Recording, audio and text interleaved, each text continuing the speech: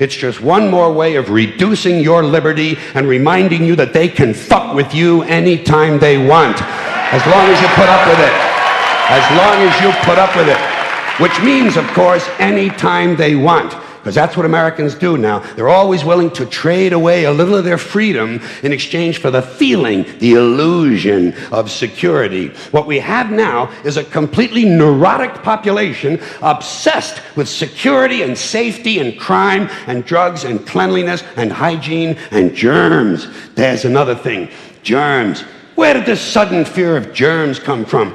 In this country. Have you noticed this? The media constantly running stories about all the latest infections, salmonella, E. coli, hantavirus, bird flu, and Americans they panic easily, so now everybody's running around scrubbing this and spraying that and overcooking their food and repeatedly washing their hands, trying to avoid all contact with germs. It's ridiculous, and it goes to ridiculous lengths. In prisons, before they give you a lethal injection, they swab your arm with alcohol. It's true. It's true. It's true. Well, they don't want you to get an infection. And you can see their point. Wouldn't want some guy to go to hell and be sick. It would take a lot of the sportsmanship out of the whole execution. Fear of germs. Why, these fucking pussies. You can't even get a decent hamburger anymore. They cook the shit out of everything now because everybody's afraid of food poisoning. Hey, where's your sense of adventure? Take a fucking chance, will you? You know how many people die in this country from food poisoning every year? 9,000. That's all. It's a minor risk. Take a fucking chance, bunch of goddamn pussies. Besides, what do you think you have an immune system for? It's for killing germs. But it needs practice. It needs germs to practice on. So listen.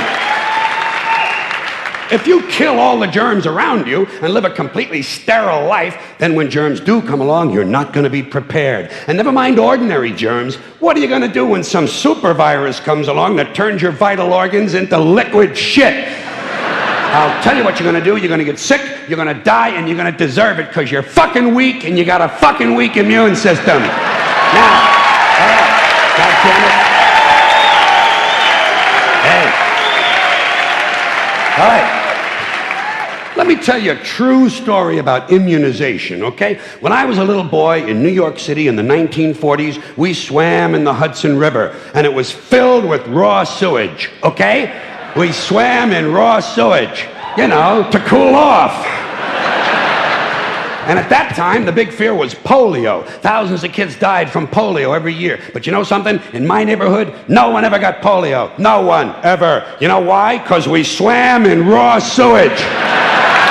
It strengthened our immune systems. The polio never had a prayer. We were tempered in raw shit.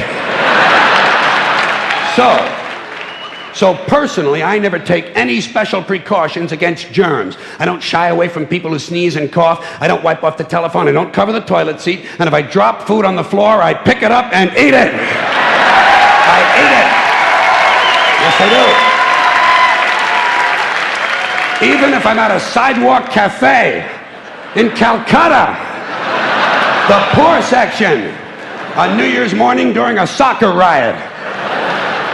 And you know something? In spite of all that so-called risky behavior, I never get infections. I don't get them. I don't get colds. I don't get flu. I don't get headaches. I don't get upset stomachs. And you know why? Because I got a good, strong immune system, and it gets a lot of practice.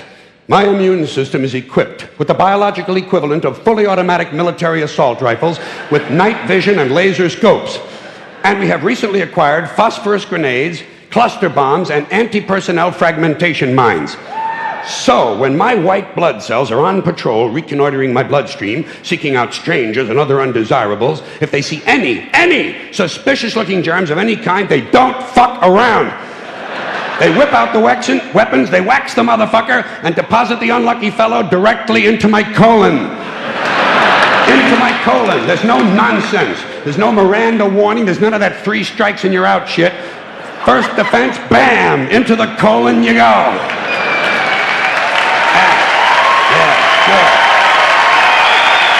Yeah, hey. Oh.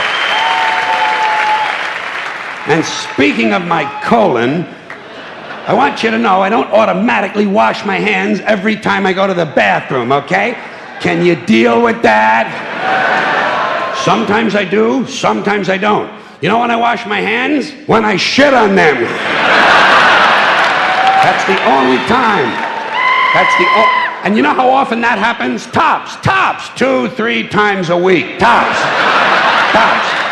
Maybe a little more frequently over the holidays, you know what I mean?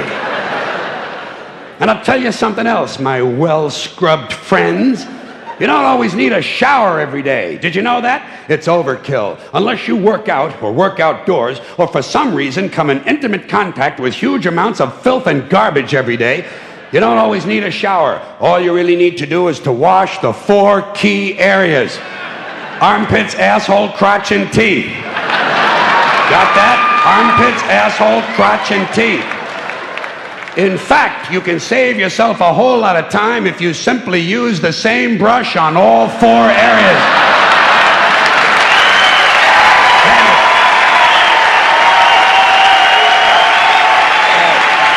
Thank you.